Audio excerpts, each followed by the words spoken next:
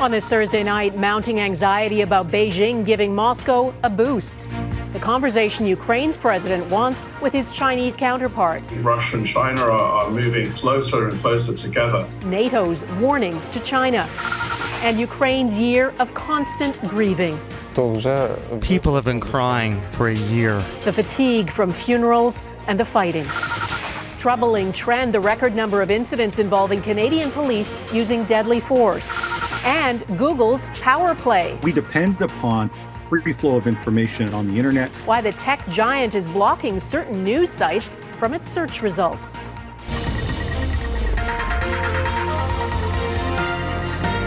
Global National with Donna Friesen. Good evening and thanks for joining us. We begin with developments in Russia's war on Ukraine. The head of NATO says he has seen signs China may be planning to supply Russia with weapons.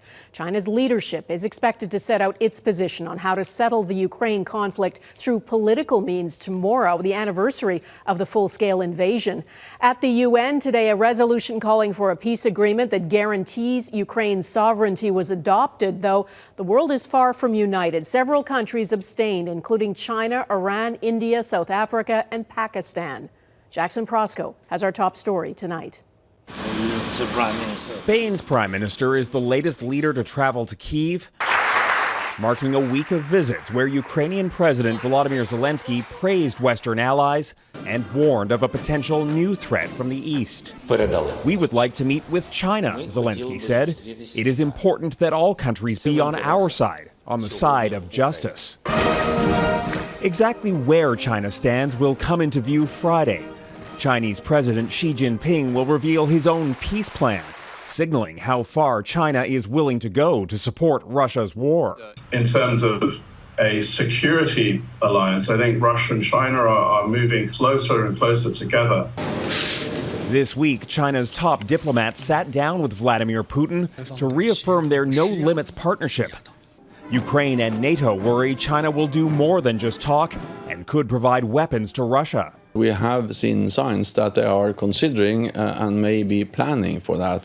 In increasingly blunt terms, NATO's Secretary General warned China to stay out of the conflict. China should, of course, not support Russia's illegal war. Russia's war aggression against Ukraine is a violation of the UN Charter.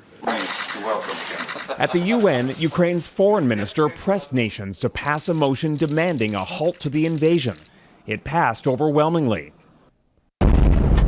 None of it changes the course of this year-long conflict, one in which Ukraine and Russia desperately need allies to keep up the fight. Jackson Proskow, Global News, Washington. A little later, we'll look at a key battle over a prized airport that was one of the first strategic losses for Russia. In this country, 5 more provinces have signed on to the new health care deal proposed by the federal government, though they have yet to come up with specific plans for how they'll spend the money and prove their health care systems are getting better. Catherine Ward explains. Since the beginning of the month, the federal government has been talking health coast to coast to coast, making good on their promise to get bilateral agreements in place. When we made the healthcare announcement and we had the meeting with the first ministers a few weeks ago, I said we were going to get moving forward on negotiations within weeks, not months, and that's exactly what we're doing. The Prime Minister announced Ontario, Nova Scotia, PEI, New Brunswick, and Newfoundland and Labrador have all agreed in principle to the government's healthcare plan. The goal being to get those agreements in place that are specific for each province and territory and cater to their individual needs. We're looking for ambitious targets that are reasonable for them, that they can hit, that they can be accountable to, that will improve access to primary care in a significant way. Earlier this month, the Government of Canada offered premiers $46 billion in new money for healthcare over the next decade. In addition, each province will also receive a one-time Canada Health Transfer top-up ranging from $9 million to over $700 million on a per-province basis. However, the Prime Minister reinforced the notion that certain metrics must be met to get the funding. A key focus being data collection to ensure continuity of care for patients across the country. For data, we need to make sure that people are developing sophisticated data systems that allow them to empower their health community to have the proper information on all the patients they're treating and be comparable and give us a national picture of how health is doing in Canada with clear outcomes and numbers. Catherine Ward, Global News, Toronto. Canada's federal privacy watchdog has launched a joint investigation with 3 provinces into the social media giant TikTok. The Privacy Commissioner of Canada, along with authorities in BC, Alberta, and Quebec, will look into the collection, use, and disclosure of personal information by TikTok, which is owned by a Chinese parent company called ByteDance. Critics warn the Chinese government could access user data such as browsing history and location. The probe will have a particular focus on how TikTok's privacy practices affect younger people using the app. Well, if you tried to Google a news story today, you may already know this. The world's most popular search engine has begun blocking some Canadians from seeing content from certain news sites. Google calls it a test run of its response to the federal government's online news bill, which would compel companies like Facebook and Google to compensate news organizations for republishing their content. David Aiken explains what's behind the spat between a billion-dollar tech company and the government. What did you expect the tech companies to do when faced with that proposition? Michael Geist is a law professor who specializes in technology issues. He has been a sharp critic of the Trudeau government's Online News Act, Bill C-18. He's testified that it could set a bad precedent and inhibit free speech. It mandates payments for links, which I think has creates real concerns for freedom of expression online. We depend upon free flow of information on the internet. Links is central to that. The bill would force the world's biggest media and tech companies like Google and Facebook owner Meta to pay Canadian news organizations for every link back to a news site. The parliamentary budget officer estimates that could transfer nearly $330 million a year from the tech companies to Canadian news organizations.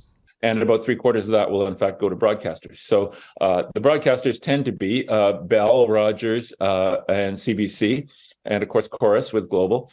Most of those companies are pretty large companies with an awful lot of money. So people are already saying, some people are saying, well, do they need to be subsidized? Google doesn't think so. And so, as a warning, it says it is engaging in a 5-week-long test in which 4% of its Canadian users will see access to Canadian news sites limited, although it did not provide details about how those users are chosen or which news sites are affected. The government says it will not be dissuaded. We just want Facebook and Google to pay their fair share to journalists when they use their work. And I think that's a reasonable thing to ask. And they've been fighting against regulation. We think we're on the right side of this. For Google, this is not just about its Canadian operations. It is worried about copycat legislation in other countries, and that would affect Google's global bottom line. David Aiken, Global News, Ottawa. There is evidence police use of deadly force in this country is on the rise, according to information gathered by academics and advocacy groups. It found in 2022 police officers killed 69 people, the highest number in a single year. And there are persistent racial disparities. Black and Indigenous people account for more than 27% of police-involved shooting deaths. The group says no government body in Canada tracks police killings. And as Heather Yourex-West reports, that data is crucial if anything is going to change. On Christmas Day at this gas station in Strathmore, Alberta, a Siksika First Nation man became one of 69 people killed last year by police. Which, according to our data, is the highest on record that we've seen. Criminologist Alexandra McClelland is the principal investigator of a new data and transparency project that is working to bring the number of police-involved deaths to light. Going back to the year 2000, the project found there have been 704 police-involved deaths where there was use of force, with most of those deaths occurring within the last 10 years. In fact, researchers found a 66.5% increase in the number of deaths recorded between 2011 and 2022 compared to the previous 10-year period. We decided to develop this database, make it transparent to the Canadian public so that people can hold to account, ask questions, there can be scrutiny, accountability. After a Minneapolis police officer murdered George Floyd, an unarmed black man, in the summer of 2020, the issue became an emotional flashpoint. The use of force of police was scrutinized like never before. 3 years later, the new Canadian data set shows things are becoming much worse. Indigenous people, Black people, people of color are amongst those that are most impacted by police-involved deaths. The data set doesn't track the circumstances leading to each officer-involved death, and the Ontario Provincial Police Association believes more research is required to explain why these numbers are on the rise. It's hard to say if we're policing in a more dangerous time, but 5 police officers have been killed in the line of duty in Canada in the last 6 months or so.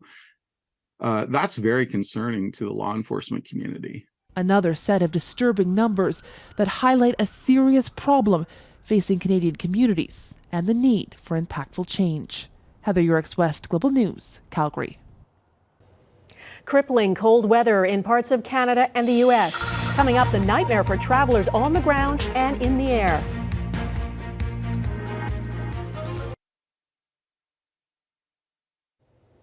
Southern Ontario is digging out from a winter wallop today. A messy mix of snow and ice blanketed the Greater Toronto area after a storm moved through overnight. More than 100 flights at Pearson Airport were cancelled after the storm dumped about 17 centimeters of snow. Tens of thousands of people in southwestern Ontario lost power, and some may not have it back until tomorrow night.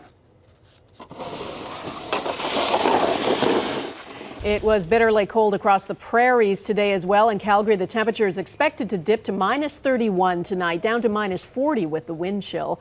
And look at the Environment Canada alerts for Alberta and Saskatchewan. Both provinces are entirely under extreme cold warnings. A Chinook is expected to bring Calgary out of the deep freeze there by Saturday. And extreme weather across the northern U.S. has led to power outages, flight cancellations, and road closures. More than 24 million people in 24 states are now under winter weather advisories. Highways are a mess. This police officer in Wyoming barely escaped the path of a runaway semi that barreled off the road. Air travelers also faced a second day of disruptions. Over 900 flights were canceled. Scenes of war ahead. We hear from a Ukrainian soldier involved in a strategic battle at an airport near Kyiv.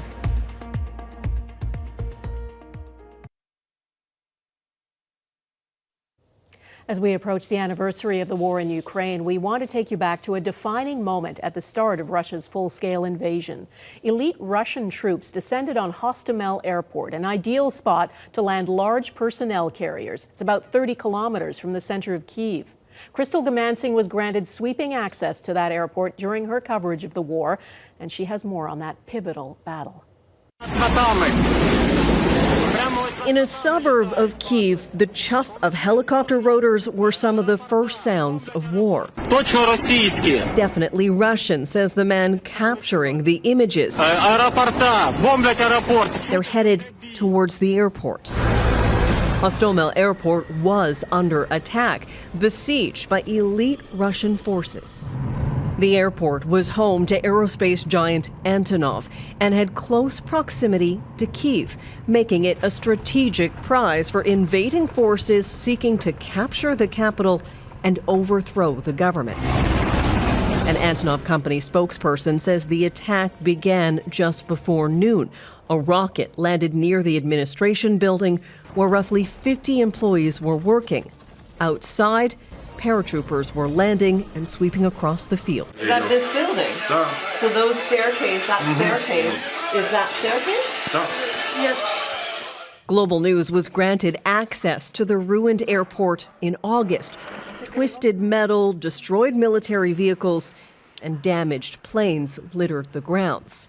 Looming over the ruined site, the remnants of the world's largest cargo plane, the Maria. A symbol of Ukrainian pride, the plane once used to ferry Russian space shuttles was the last of its kind. Satellite images picked up the onslaught that raged below. Global News spoke with one soldier with the call sign Zeus who was involved in that battle. We're only using his first name, Dmitrio, and not disclosing his location. I think they were aware of our presence because we fought them back during those first days. Dmitrio and others were deployed to the airport late on the 24th after the National Guard unit stationed there was overwhelmed and was forced to abandon their post. He recalls the cold, surviving for 14 days outside without a sleeping bag or warm clothes, and how they covertly moved around spying on the Russians and reporting back their positions. The artillery was working quite precisely. I think they understood that someone was passing on information about their targets. Dmytryov says accurate and continuous pressure thwarted Russia's plans to turn the airport into a Russian base for ammunition, food, and a drop location for troops. It was quite obvious that the Russians will try to take the Hostomel because it was the closest airport to the capital. Which direction they will come, what troops will be, I think nobody knew it. Military expert and former Polish captain Maciej Milczynowski says Russia's best soldiers led that attack. He says what we know so far about the Battle of Hostomel reads like a drama. I think it will be a lot of movies about that in next years. The full story might be lost in the fog of war. We don't know exactly how many soldiers fought here or how many were killed. It's even contested which side destroyed the Maria. The company commander for the National Guard unit, Vitaly Rudenko, says all of his men survived, though some were captured. Це була стратегічна точка. It was a strategic point, he says. It all started here. That first battle took place here. Just outside of the gates to the airport are residential buildings. Tatiana Ostapachuk told Global News the community was occupied by Russian forces for 38 days. Residents, many still afraid, did not want to appear on camera. Some were taken captive. All were terrorized. That fateful battle here, one of the first strategic losses for Russia, now seen as a pivotal event that helped turn the course of the war. Crystal Gamansing, Global News, London. A nation grieving. Next, the toll after a year at war.